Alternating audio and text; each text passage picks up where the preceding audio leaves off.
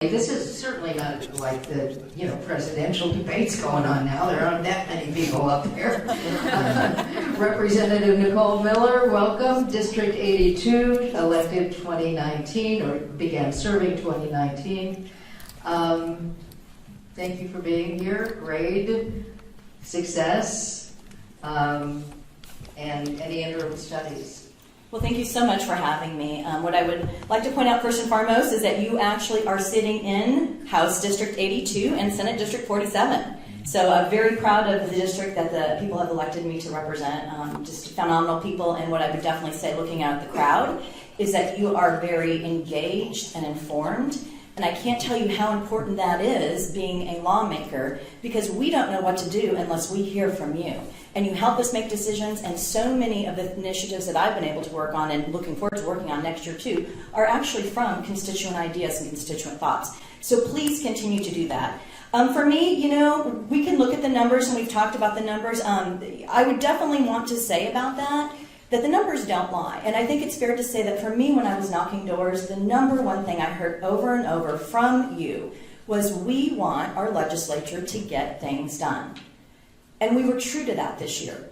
We got more legislation passed, and we were more productive than we've been in any one single year of the previous 10. We passed 516 pieces of legislation, 500 of them were passed into law, and each and every one of them, in their own and unique and different ways, do touch the lives of everyday Oklahomans. So I'm very proud of that, very proud to be a part of this group and want to continue that work.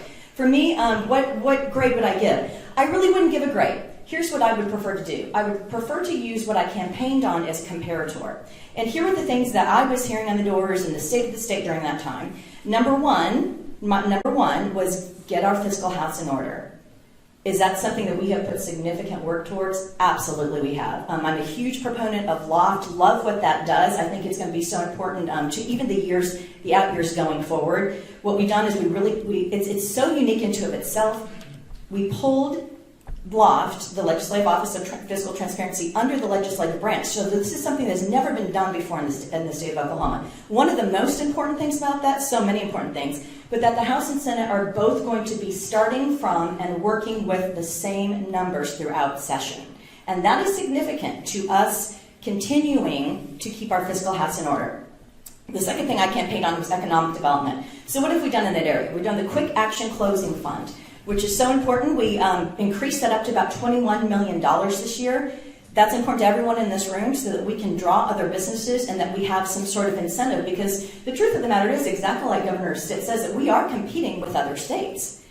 We have also given incentives both to the manufacturing and the high-tech industries, and I think it's so important that we recognize that those two components go hand in hand. The other thing we've done that I really liked was we've helped incentivize the film industry. And actually in December, I was here in Gaillardia in a house, and there was, the film industry in Oklahoma was doing a taping it's called PureFlix. So it's kind of like Netflix, but a whole series, and it was just phenomenal. So why is that important to you? Because I come from a military veterans background, and what I would say is that when you look at that film industry, it comes with a tail, right? So the support element. So the more activity that we have in that, the more people we are drawn to actually come and live here instead of Los Angeles or wherever it is, to do hair and makeup and all the video and the film, and so that's important to the investment of Oklahoma. So I'd like to point that out. The third thing I campaigned on was education. Education is the pipeline of the workforce of tomorrow. And I would like to just echo some of the things that Leader Eccles said. He mentioned the teacher pay raise, and why is that important? Because we have to continue to just give respect to that industry and to incentivize more teachers to be here and to get into the workforce, because really when you're looking at that, you've got to have teachers in the pipeline to eventually reduce the class sizes. So we were very successful in doing that. We're going to continue there. The first time ever that we funded early reading, very important for the future of Oklahoma and for our children. And here's the other thing. We worked a lot with career tech and higher education. I see Dr. Keelan out here in the audience. And what I really would like to focus on there is that one of Leader Eccles' initiatives, and one thing that he really leaned forward on, and that was concurrent enrollment for our seniors in high school.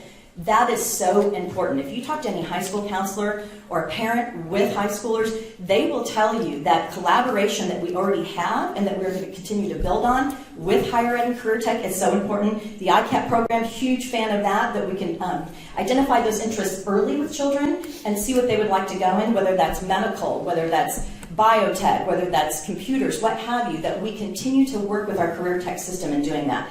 And all that leads into the intro study that I'm working on. I've gotten pretty passionate about criminal justice reform. And there are so many reasons why that is important to all of us as Oklahomans, but one thing that we don't talk about so much is actually the economic impact of that. So I'm going to be looking at a very specific issue of IDs. I'm going to be looking at access to driver's license, so that we can allow people to, when they actually come out of, if they've had some sort of infraction with the criminal justice system, that they are actually allowed to go to the classes they need to and actually go to work and accomplish those goals. And how can we work together, and how can we not create barriers for them, but that we can continue to work with them so that they can be productive members of society. Thank you. I'm sorry, we're going to have to stop. I'm talking really fast.